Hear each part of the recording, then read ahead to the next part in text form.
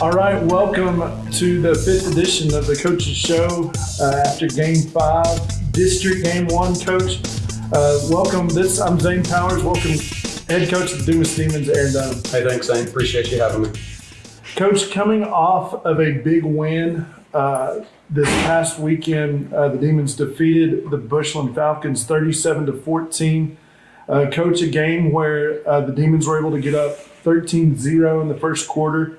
Bushland answered. They had touchdowns in the first quarter and the fourth quarter, but the Demons able to tack on 37 points in the game.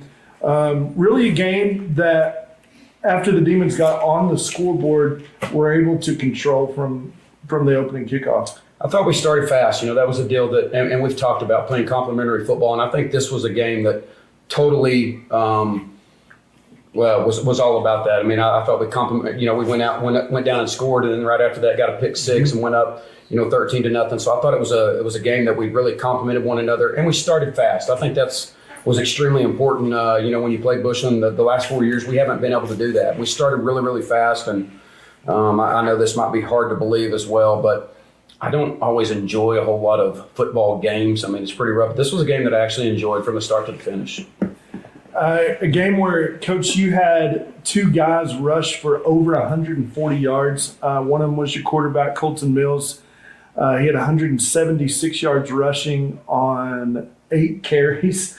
And then ZJ carried the ball 21 times at 141 yards. Your running back averaged 6.7 yards per carry. And that's really good, especially, when we're getting 7, 8, 9-man boxes against Bushland. But that's what I was probably most proud of in the second half. I mean, we just came out and said that we were going to run the football, and our offensive line did an outstanding job up front. And then our receivers as well. Our receivers blocked extremely well on the edges to get our guys open. And so, yeah, it was a great game for our entire offensive front, and then Colton and ZJ as well.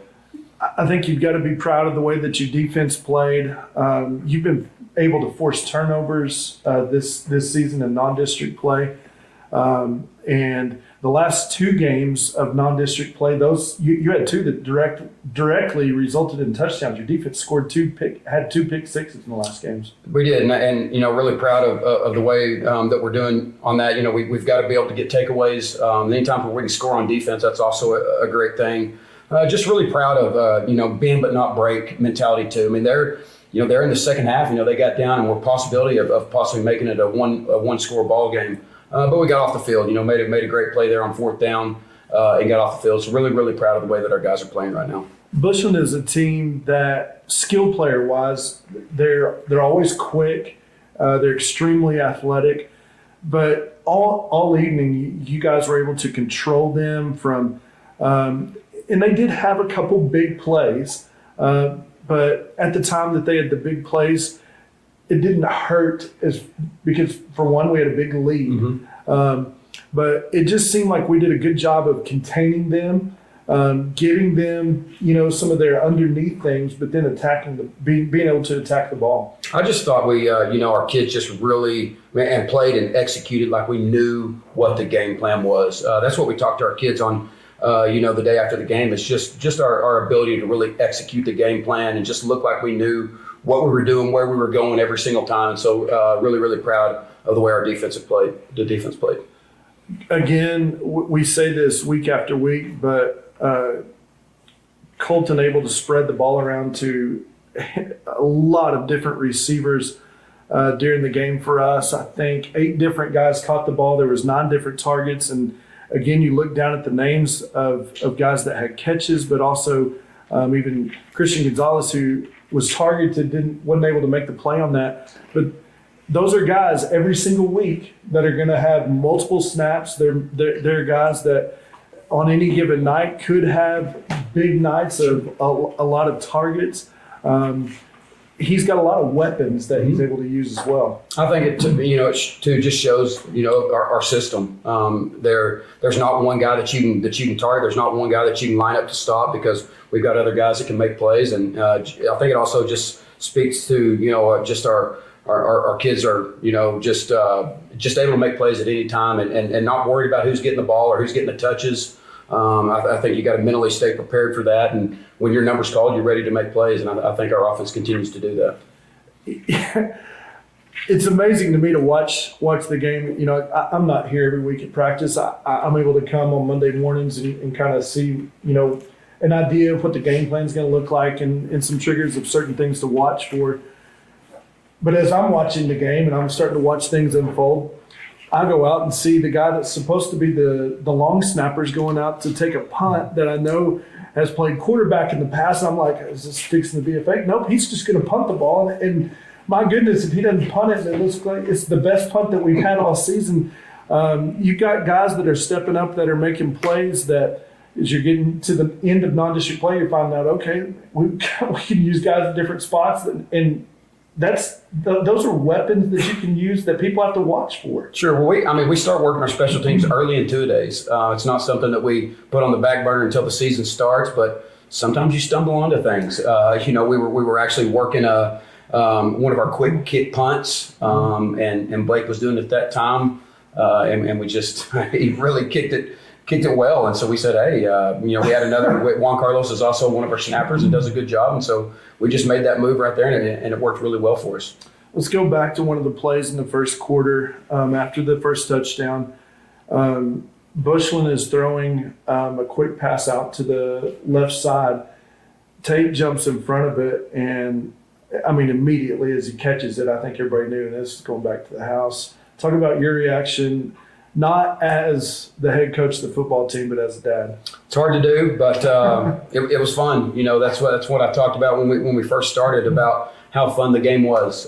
It was really neat. I mean, anytime when your kid's playing and you see him succeed and you see him make plays, you know, I just see. I mean, they're for so long. You know, he's rode the bus with me. He's been the ball boy. He's, you know, waited his time, and so it was really, really fun. Anytime that your kid can do something like that. I mean, obviously he's a player for us, but he is my son, and it was really, really neat. So really proud of the and again, just executed the coverage really well. Cover two and picked the out route and took it to the house. So it was really neat. I won't ask you to recreate the little dance or whatever that you did. It was great though. It was pretty awesome. Let's talk about some guys defensively. Cody Austin was unbelievable on this Friday night. He led the team in tackles, which for a defensive lineman, man, unbelievable. It was a great performance by him, and we just you know, he had 10 tackles. I think 2 tackles for loss. Yeah. Just had a really, really good night. You continue to just hear his name called out. And anytime we're in control of the line of scrimmage like that on the defensive line, you know, I think we're going to have a successful defense. And just really, really proud of the way that he played. And I think you just continue to see some of these different kids just building steam as we go and starting to really, really play well. And we're going to need that throughout this district race. We're going to really need our defensive line and you know, a senior leader like Cody Austin. He's going to have to do it again.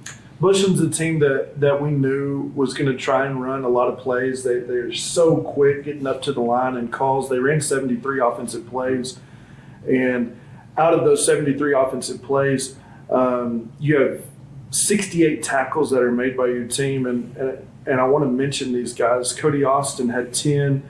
As we mentioned, Kelton Dill had 9. He also had 2 tackles for loss, 2 pass breakups, and a sack. Yeah, just I mean, really, just I mean that's a sophomore that you're talking about. So he's just really starting to, you know, the more games he stacks underneath his belt, the better that he's playing. He's really starting to understand our defense. He's a guy too, you know, that checks everything that we do. And so I don't know if really people understand that, but he gets us in every defensive front, every down, and that's a lot for a sophomore. The guy that played freshman football last year, but he's doing a really outstanding job and really starting to shine on our defense. It's crazy. I mean, we go back and we look at the night that multiple guys had offensively, but also defensively, and you think, man, a guy like this that has a night like this, how is he not the player of the game? It was because we had all these other guys making plays. LD had 2 picks on the night, and we barely talked about him. But it was because, I mean, everybody else was playing so well, and he probably should have had 3. He should have had 3. he missed 1 and covered 2 there that he dropped. But no, I mean, I think LD's been playing really, really good football as well. He's, you know, a guy that shines on both sides of the ball. He's one of our players that are, you know, are playing 120 to 140 snaps a game, and just you know, just really starting to play with a lot of confidence right now. Another guy that played really well, Christian Gonzalez. He had 7 tackles on the night, 1 tackle for loss, also a pass breakup. Blake Robinson had 4 tackles, but 2 of those were for loss, where he was able to get into the backfield and tackle the running back, or maybe on a stretch play, or a jet sweep, able to tackle the wide receiver on the outside. You just had guys making big plays all night. Sure. I think you could go through those stats and just continue to name kids. Another play that really stands out to me that Blake did is, he actually was out of coverage, but made a big play on the running back wheel route down the sidelines that knocked the ball out of his hands, and really, really good tackle. And so just really proud of the way that our kids are executing. I thought that was a very complimentary football game where we complimented each other on all phases. Guys with at least 5 tackles. Juan Carlos Corona, who also had a forced fumble in the game.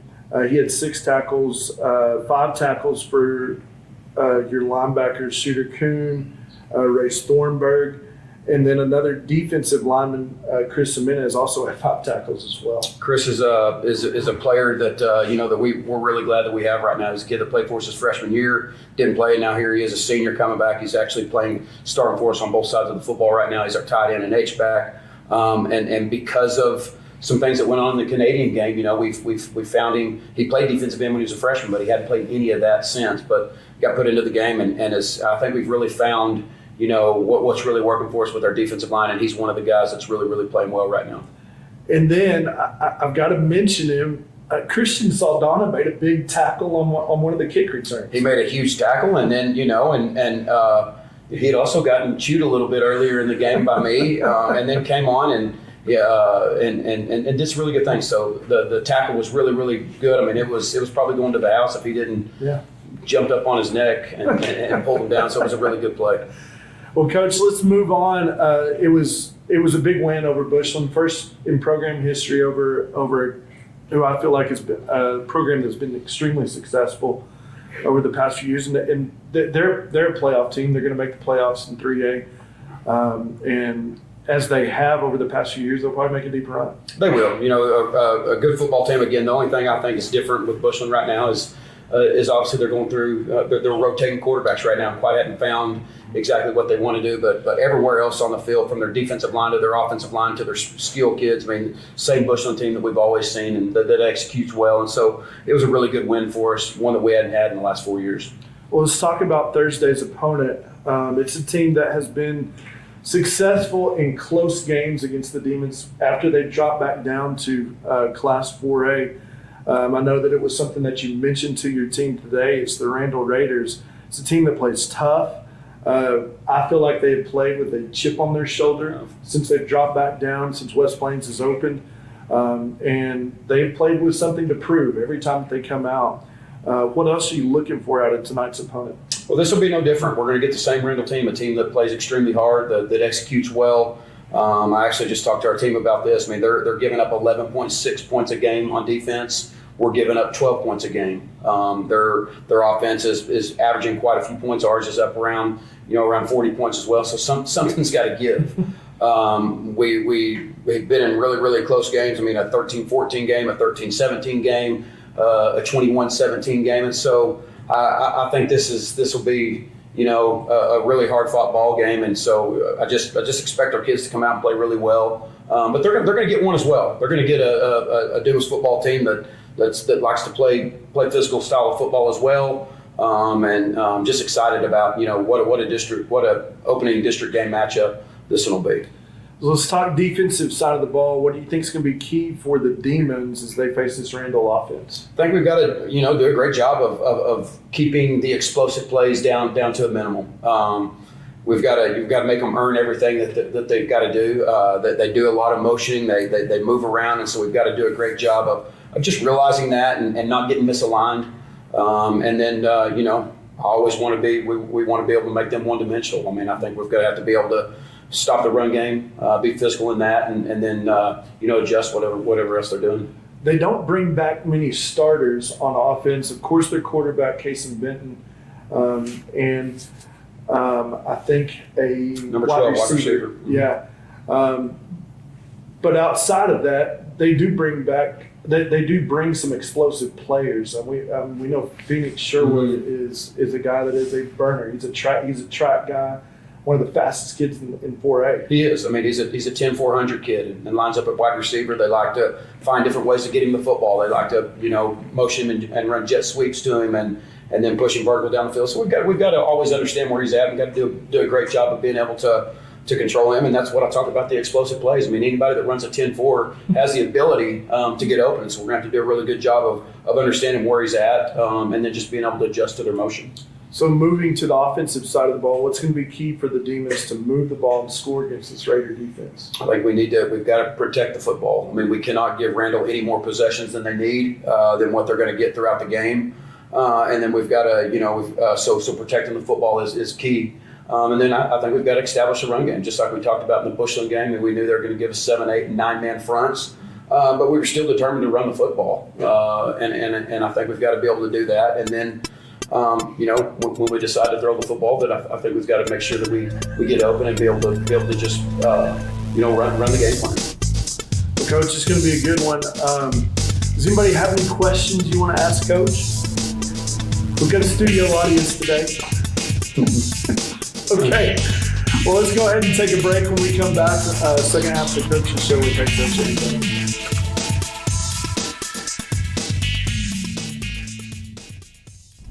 Being a Demon isn't just about football. It's about service. It's about giving back to the community that raised us. Our football team works hard on and off the field. And in the community. From community service to supporting local events. We're proud to represent Dumas. But none of this is possible without you. Your support means everything. When the stands are full, we can hear our town cheering us on. It pushes us to give our all. We've got your back, Dumas. Now we need you to have ours. Come out, show up, Be loud. Support your Dumas Demons. Together, we are stronger.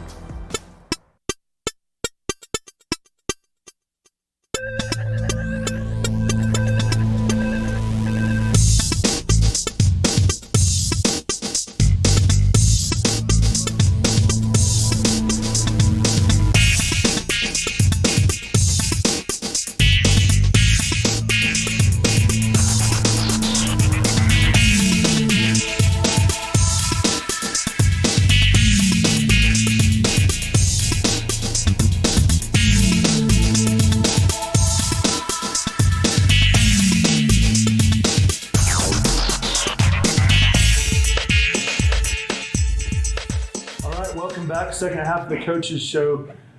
Coach, this year in district play is unique of any other district play that I'm going to guess the Demons have ever had. You're only going to play in 2 stadiums in district play. Of course, one of those will be Happy State Bank Stadium, Kimbrough Stadium down in Canyon, and then Demon Stadium. How can you use this as an advantage for your team? Well, I didn't really realize that until you said that, but now that you do, I realize it. I think the biggest thing is that, I mean, if we're going to play at Demon Stadium, our home stadium, and then at Happy State Bank Stadium as well, we need to make it our stadium and then need to make it our home stadium. I know our kids like to play there. They've done a really good job of making that a great atmosphere, a great stadium. They've remodeled, and so it's a fun stadium. But I guess we just need to try to make it ours. I mean, go over and turn it into home field advantage. Is there something good about being able to be familiar? Okay, we were like, you're going to back-to-back weeks for one, but 3 out of 4 weeks you're going to play there, taking a break as you come back here for the Hereford game. But is there something good about being familiar with, being in a certain locker room or kind of knowing, okay, well, here's, how we're going to have to set up things, or, here's for the kids, they can be able to walk into an away locker room and know, okay, I was here last week, Sure. and be in the same spot this week again. I think being familiar matters with anything. From our walk through to when we enter the stadium to playing. But again, we've got a routine. We've got a routine that we do when we get there. For me, it's about space, and I really don't care what we get dressed in, as long as we've got space to get dressed, and they have really good locker rooms.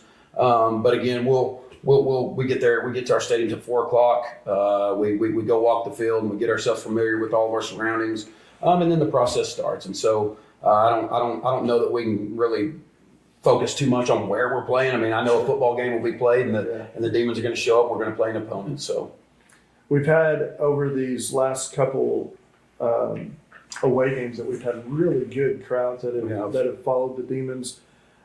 We do play out of these next three. Two of them are on Thursday nights. What would you say to our fans about coming and following this team and watching us play down in Canyon? just come support us. I think it's been fun. I think if you've been to our football games, here we are sitting 4-1 right now. Every one of them been extremely exciting, and I think our fans have a lot to do with that. I think just creating the energy and the excitement in the stadium is our kids want it. Our kids are looking for it, and so come watch us, come support us, come be a part of it. Whether it's a Thursday game or not, you've got plenty of time. It's not real far, just over at Canyon. So let's turn that into our into our field and get some home field advantage by our crowd and the people that we bring to the game. Demons Stadium South. That's it. That's what you've always called it. That's right. Hey, let's talk about some of the other games going on. Not only are you playing on Thursday night, your brother's playing on Thursday night in Amarillo. Big game against Caprock on Thursday. Coming off a tough one, I was able in this open week to watch him a little bit. They played at Abilene, a game where they jumped up 21-0, and then found themselves in a battle, tied up at 21, and ended up losing the game 24-21. So, obviously, always pulling for my brother, and I think they'll get back on track against Caprock. Bushland travels on a long road trip down to Andrews. Andrews, not the same Andrews team that we've seen in the past. They've got a different offense, kind of run things a little bit differently down there. But Bushland, long road trip Friday night down to Andrews. It is, and a lot different offense than we've seen. I was able to watch them as well last week against Estacada, and they are. They used to be a spread offense. Their offensive line never even put their hands in the dirt, and now they run up there real fast and get in a 4-point stance and come off the football. So totally different. But again, I think Bushland's got a little bit of momentum right now coming off the win over Perryton. There's some really good games on Friday night. I think this is one of them. Abilene Wiley going to travel up to Dick Bivens and play against Palo Duro. Abilene Wiley coming off a big win over Abilene Cooper, sort of like a little crosstown rivalry there. And Palo Duro just went up to Wichita Falls and won a really, really big game. I think Palo Duro's got a lot of momentum right now, playing really well. And so this will be a really, really exciting game. Big one for Perryton at home on Friday night. They'll welcome Lubbock Cooper Liberty. Liberty's been playing really well. They have, and just lost I think it was just a 5-0 matchup last week against Midland Greenwood, of which they lost. But Coach Hernandez has got a really, really tall task the next 3 weeks there. So this will be a tough one. Big one for Plainview. Plainview coming off a massive win against Lubbock Cooper. They'll face off against Wichita Falls Legacy. And we realize how big that victory was, against Plainview. They've got a really good football team, doing some really, really good things right now, and I'm excited to see what they do against Legacy. One of the big games in 4A Region 1 going on this weekend. It's a massive opening district game for these teams. Lampasas will travel to Brownwood. I think Lampasas is undefeated right now too, so that's a big game. And Brownwood's been playing better football since they've gotten rolling a little bit lately, and we're familiar with Lampasas just because we played them last year, and so it's a big football game. It's one that we've definitely got our eye on because winner or loser of this game is going to kind of be setting themselves up for a certain spot in the standings that we could maybe see later. Still blows my mind a town right outside of Boston that's in Region 1 football. So that's right. With Lampasas. Some local games pretty close. Spearman playing at Sunray. Yeah, and this was a game that was actually supposed to be played here at our stadium, but I don't think it is. I think they've got some lights at their stadium, and so they're excited to play on their home turf. And again, I think it'll be a really good game between two teams. Big game in the areas. Groove are going to be traveling up to Stratford. It is. That's a really good game. Small town Texas football. Two teams that playing really good football right now, and that'll be a good one. So, I think Stratford just took a pretty big loss at home. Maybe was at the Childers maybe. So they'll be hungry to get back on the field. So let's look at our district. Again, all of these are big because it starts putting people in certain slots, and and we begin to kind of start putting puzzle pieces together, Canyon and West Plains going to be playing each other on Friday night. I think these are all big. When you start talking about our district, I mean, everybody's looking to be 1-0 in district, and so they're all important. West Plains coming off of a tough loss in overtime to Argyle Liberty Christian, so it's a big one. Two Canyon teams playing each other opening week. This one, to me, the next game is maybe the more intriguing game. Hereford traveling to Pampa. I'm really interested to see how this one pans out. I am too, because you've seen a much improved Pampa team, and then I was, Hereford was a team that I also got to watch a little bit last week playing Seminole, and I thought they made it a football game, majority of the game, and ended up losing there toward the end by a couple of touchdowns. But this is every district game right now is very, very interesting. I think this district race, as you look. I looked at it a little bit today. I try not to, but I mean, just 4-1, 4-1, 4-1, 4-1. So a lot of really good football in our district. There really is, and it all begins this week. Demon's going to be playing tonight at Happy State Bank Field in Canyon. Make sure and tune in, catch all the action, be here at the games, and if you can, show up, be loud, be there in the stands. Demons the next 2 weeks going to be playing in Canyon Thursday night this week, Friday night next week, before we come back home at Demon Stadium against the Hereford Whitefaces. Thanks for joining us this week. We'll be back next week with head coach of the Demons team, Zane Dunnam.